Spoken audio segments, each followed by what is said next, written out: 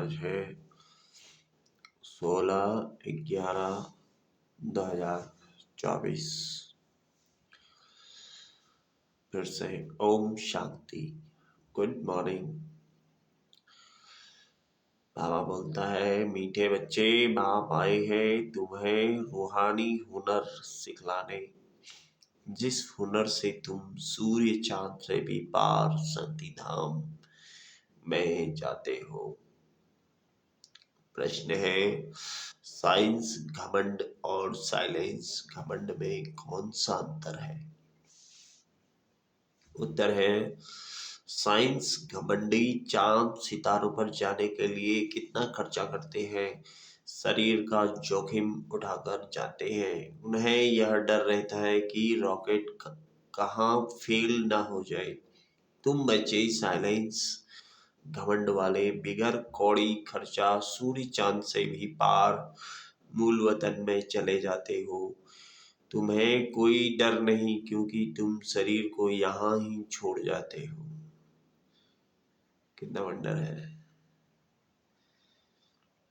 ओम शांति। रूहानी बाप बैठ रूहानी बच्चों को समझाते हैं। बच्चे सुनते तो रहते हैं कि साइंसदान चांद पर जाने का प्रयत्न करते रहते हैं, लेकिन वे लोग तो सिर्फ चांद तक जाने की कोशिश करते हैं। कितना खर्चा करते हैं। बहुत डर रहता है कि ऊपर जाने में। अब तुम अपने ऊपर विचार करो, तुम कहाँ के रहने वाले हो। वह तो चंद्रमा की तरफ जाती है, तुम तो सूर्य चांद से भी पार जाते हो, एकदम मूल वतन में। वो लोग तो ऊपर जाते हैं तो उनको बहुत पैसे मिलते हैं। ऊपर में चक्र लगा कर आते तो उनको लाखों सौगातें मिलती हैं। शरीर का जोखिम रिस्क उठाकर जाते हैं। वह है साइंस घमंडी, तुम्हारे पास है साइलेंस का घमंड। तुम जानते हो हम आत्मा अपने शांति धाम ब्रह्मांड में जाते हैं। आत्मा ही सब कुछ करती है। उन्हों की भी आत्मा शरीर के साथ ऊपर में जाती है। बड़ा खौफनाक है, डरते भी हैं, ऊपर से गिरे तो जान खत्म हो जाएगी। वह सब है जिस्मानी हुनर। तुमको बाप रूहानी हुनर कला सिखलाते हैं। इस हुनर सीखने से तुमको कितनी बड़ी प्राइज मिलती है। 21 जन्मों की प्राइज मिलती है। नंबरवार पुरुषार्थ अनुसार आजकल गवर्नमेंट लॉटरी भी निकालती है ना। यह बाप तुमको प्राइज देते हैं और क्या सिखाते हैं, तुमको बिल्कुल ऊपर ले जाते हैं जहां तुम्हारा घर है। अभी तुमको याद आता है ना कि हमारा घर कहाँ है, और राजधानी जो गवाई है वह कहाँ है। रावण ने छीन लिया। अब फिर से हम अपने असली घर भी जाते हैं और राजाई भी पाते हैं। मुक्ति धाम हमारा घर है, यह कोई को पता नहीं है। अब तुम बच्चों को सिखलाने के लिए देखो बाप कहाँ से आते हैं, कितना दूर से आते हैं। आत्मा भी रॉकेट है। वह कोशिश करते हैं ऊपर जाकर देखें चंद्रमा में क्या है, स्टार में क्या है। तुम बच्चे जानते हो यह तो इस मांडवे की बत्तियां हैं। जैसे मांडवे में बिजलियां लगाते हैं, म्यूजियम में भी तुम बत्तियों की लड़ियां लगाते हो ना। यह फिर है बेहद की दुनिया। इसमें यह सूर्य चांद सितारे रोशनी देने वाले हैं। मनुष्य फिर समझते हैं यह सूर्य चंद्रमा यह देवताएं हैं, परंतु यह देवताएं तो हैं नहीं। अभी तुम समझते हो बाप कैसे आकर हमको मनुष्य से देवता बनाते हैं। यह ज्ञान सूर्य ज्ञान चंद्रमा और ज्ञान लकी सितारे हैं। ज्ञान से ही तुम बच्चों की सदगति हो रही है। तुम कितना दूर जाते हो, बाप ने ही घर जाने का रास्ता बताया है। सिवाय बाप के कोई भी वापस अपने घर जा नहीं सकते। बाप जब आकर शिक्षा देते हैं तब तुम जानते हो, यह भी समझते हैं हम आत्मा पवित्र बनेंगे तब ही अपने घर जा सकेंगे। फिर यादों योग बल से या सजाओं के बल से पावन बनना है। बाप तो समझाते ही रहते हैं, जितना बाप को याद करेंगे उतना तुम पावन बनेंगे। याद नहीं करेंगे तो पतित ही रह जाएंगे, फिर बहुत सजा खानी पड़ेगी और पद भी भ्रष्ट हो जाएगा।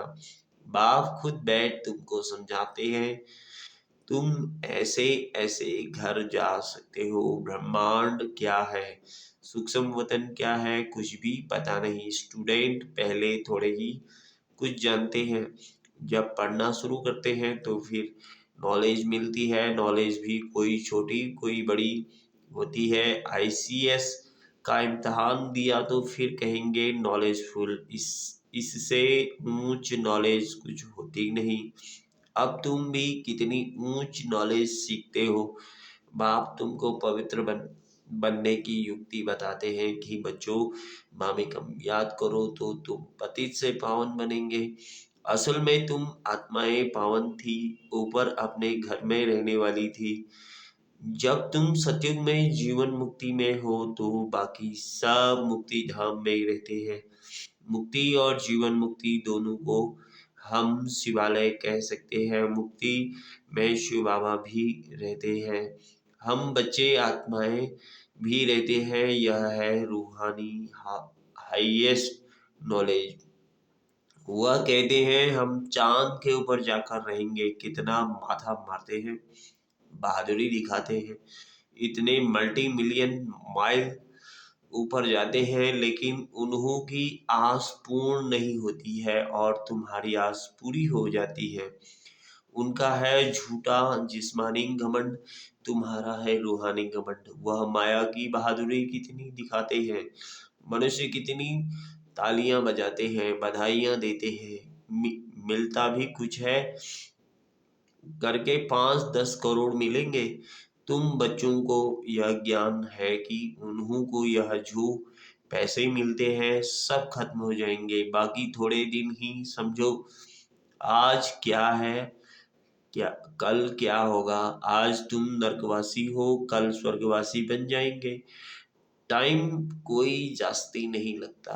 तो उन्हों की है जिस्मानी ताकत और तुम्हारी है रूहानी ताकत, जो सिर्फ तुम ही जानते हो।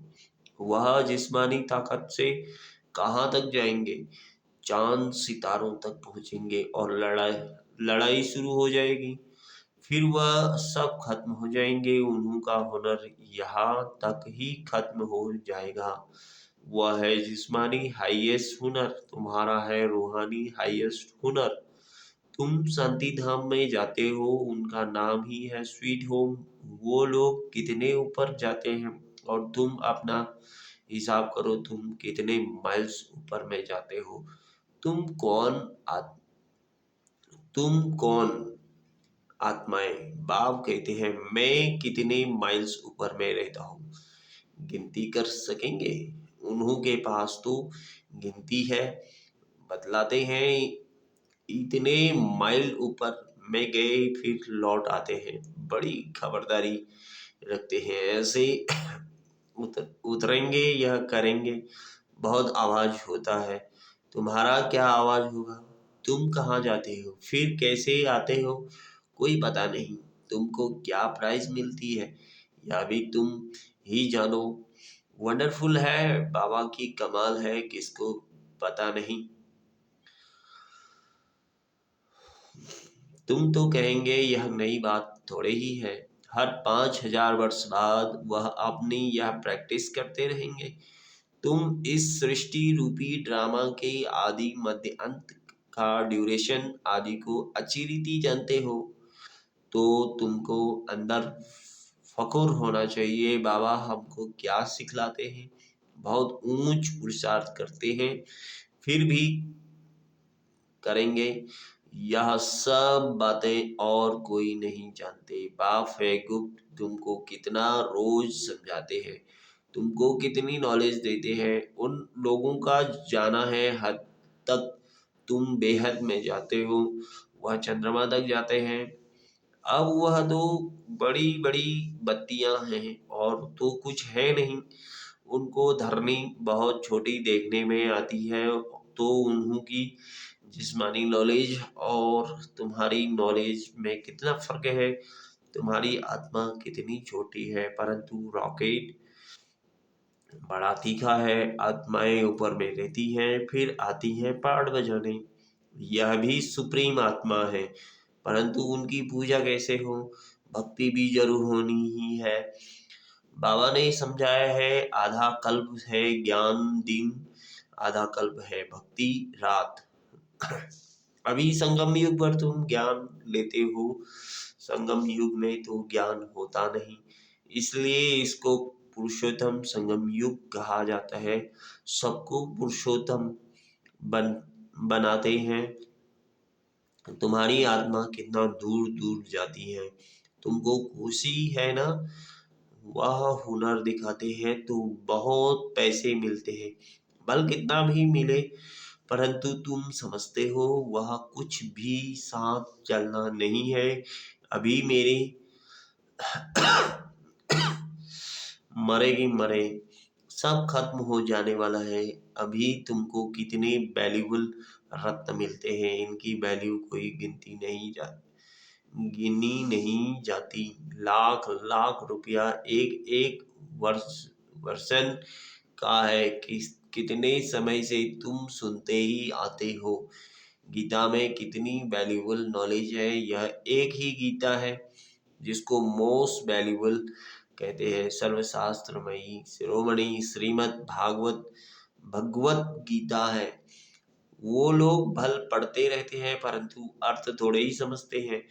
गीता पढ़ने से क्या होगा। अब बाप कहते हैं मुझे याद करो तो तुम पावन बनेंगे। भल वह गीता पढ़ते हैं, परंतु एक का भी बाप से योग नहीं। बाप को ही सर्वव्यापी कह देते हैं, पावन भी बन नहीं सकते। अब यह लक्ष्मी नारायण के चित्र तुम्हारे सामने हैं, इनको देवता कहा जाता है क्योंकि दैवी गुण है। तुम आत्माओं को पवित्र बन सबको अपने घर जाना है। नई दुनिया में तो इतने मनुष्य होते नहीं, बाकी सब आत्माओं को जाना पड़ेगा अपने घर। तुमको बाप भी वंडरफुल नॉलेज देते हैं, जिसने तुम मनुष्य से देवता बहुत ऊंच बनते हो। तो ऐसी पढ़ाई पर अटेंशन भी इतना चाहिए। यह भी समझते हो हैं, जैसा जिसने कल्प पहले अटेंशन दिया है ऐसा देते रहेंगे। मालूम पड़ता रहता है। बाप सर्विस का समाचार सुनकर खुश भी होते हैं। बाप को कभी चिट्ठी ही नहीं लिखते हैं तो समझते हैं उनका बुद्धि योग कहाँ ठिक्कर भीतर तरफ लग गया है। देह अभिमान आया हुआ है, बाप को भूल गए हैं। नहीं तो विचार करो, लव मैरिज होती है तो उनका कितना आपस में प्यार रहता है। हाँ, कोई कोई के ख्याल बदल जाते हैं तो फिर स्त्री को भी मार डालते हैं। यह तुम्हारी है यह तुम्हारी है उनके साथ लव मैरिज। बाप आकर तुमको अपना परिचय देते हैं, तुम आपे ही परिचय नहीं पाते हो। बाप को आना पड़ता है। बाप आएगा तब जबकि दुनिया पुरानी होगी। पुरानी की को नई बनाने जरूर संगम पर ही आएंगे। बाप की ड्यूटी है नई दुनिया स्थापन करने की। तुमको स्वर्ग का मालिक बनना बना देते हैं, तो ऐसे बाप के साथ कितना लव होना चाहिए। फिर क्यों कहते कि बाबा हम भूल जाते हैं। कितना ऊंच से ऊंच बाप है, इनसे ऊंच कोई होता ही नहीं। मनुष्य मुक्ति के लिए कितना माथा मारते हैं, उपाय करते हैं, कितनी झूठ ठगी चल रही है। महर्षि आदि का कितना नाम है, गवर्नमेंट 10-20 एकड़ जमीन दे देती है। ऐसे नहीं कि गवर्नमेंट कोई ई रिलीजियस है, इनमें कोई मिनिस्टर रिलीजियस है, कोई अनरिलीजियस है, कोई धर्म को मानते ही नहीं। कहा जाता है रिलीजन इज माइट। क्रिश्चियन में माइट थी ना, सारे भारत को हप करके गए। अभी भारत में कोई माइट नहीं है। कितना झगड़ा मारामारी लगी पड़ी है। वही वही भारत क्या था अब कैसे है, कहाँ आते हैं, किसको कुछ भी पता नहीं। तुम जानते हो मगध देश में आते हैं। मगध देश में आते हैं जहाँ मगरमच्छ होते हैं। मनुष्य ऐसे हैं जो सब कुछ खा जाए। सबसे जास्ती वैष्णव भारत था। यह वैष्णव राज्य है ना। कहाँ यह महान पवित्र देवताएं, कहाँ आजकल के देखो क्या क्या हब करते जाते हैं। आदमखोर भी बन जाते हैं। भारत की क्या हालत हो गई है। अभी तुमको सारा राज समझा रहे हैं, ऊपर से लेकर नीचे तक पूरा ज्ञान देते हैं। पहले पहले तुम ही इस पृथ्वी पर होते हो, फिर मनुष्य वृद्धि को पाते हैं। अभी थोड़े समय में हाहाकार हो जाएगा, फिर हाय हाय करते रहेंगे। स्वर्ग में देखो कितना सुख है। यह एम ऑब्जेक्ट की निशानी देखो। यह सब तुम बच्चों को धारण भी करनी है। कितनी बड़ी पढ़ाई है। बाप कितना क्लियर कर समझाते हैं। माला का राज भी समझाया है। ऊपर महफूल है शिव बाबा, फिर मेरू प्रवृत्ति मार्ग है ना। निवृत्ति मार्ग वालों को तो माला फेरने का हुक्म नहीं। यह है ही देवताओं की माला। उन्होंने कैसे राज लिया है, तुम्हारे में भी नंबरवार है। कोई कोई है जो बेधड़क हो किसको भी समझाते हैं। आओ तो हम आपको ऐसी बात बताएं जो और कोई बता नहीं सकते। सिवाय शिव बाबा के और कोई जानते ही नहीं। उन्हों को यह राजयोग किसने सिखाया। बहुत रसीला बैठ समझाना चाहिए। यह 84 जन्म कैसे लेते। देवता क्षत्रिय वैश्य शूद्र बाप कितनी सहज नॉलेज बताते हैं। और पवित्र भी बनना है तभी ऊंच पद पाएंगे। सारे विश्व पर शांति स्थापन करने वाले तुम हो। बाप तुमको राज भाग्य देते हैं। दाता है ना, वह कुछ देता कुछ लेता नहीं है। तुम्हारी पढ़ाई की यह है प्राइज। ऐसी प्राइज तो और कोई दे न सके। तो ऐसे बाप को प्यार से क्यों नहीं याद करते हैं।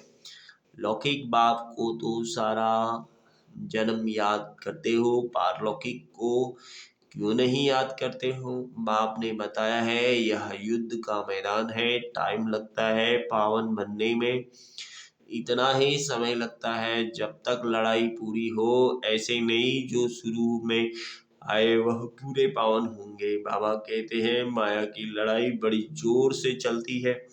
अच्छे अच्छे को भी माया जीत लेती है। इतनी तो बलवान है जो गिरते हैं वह फिर मुरली भी कहाँ से सुने। सेंटर में तो आते ही नहीं, तो उनको कैसे पता पड़े। माया एकदम बर्थ नॉट ए पैनी बना देती है।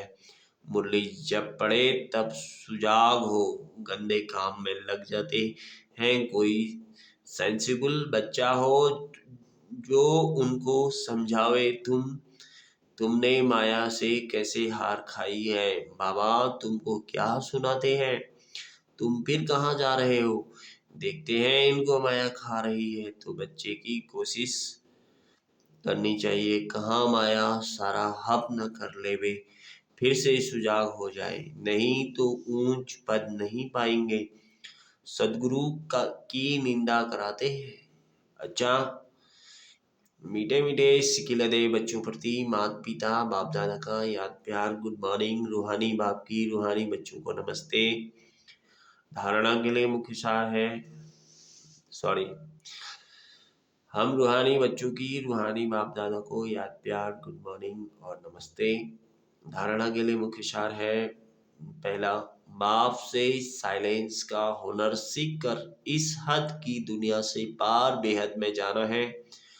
ठाकुर नशा रहे बाप हमें कितना वंडरफुल ज्ञान देकर कितनी बड़ी प्राइज देते हैं। दूसरा, बेधड़क होकर बहुत रसीले ढंग से सेवा करनी है, माया की लड़ाई में बलवान बन जीत पानी है, मुरली सुनकर सुजाग रहना है और सबको सुजाग करना है। वरदान है, परम पूज बन परमात्मा प्यार का अधिकार प्राप्त करने वाले संपूर्ण स्वच्छ आत्मा भव। सदा ये समृद्धि जीवन में लाओ कि मैं पूज आत्मा इस शरीर रूपी मंदिर में विराजमान हूँ। ऐसी पूज आत्मा ही सर्व की प्यारी है।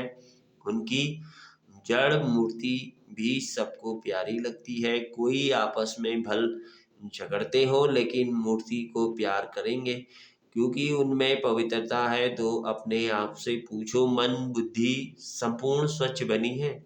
जरा भी अस्वच्छता मिक्स तो नहीं है? जो ऐसे ही संपूर्ण स्वच्छ है वही परमात्मा प्यार के अधिकारी हैं। स्लोगन है, ज्ञान के खजाने को स्वयं में धारण कर हर समय हर कर्म की समझ से करने वाले ही ज्ञानी तू आत्मा है। ओम शांति। Thank you Shiv Baba, thank you प्यारा बाबा, थैंक यू मीठा बाबा। ओम शांति।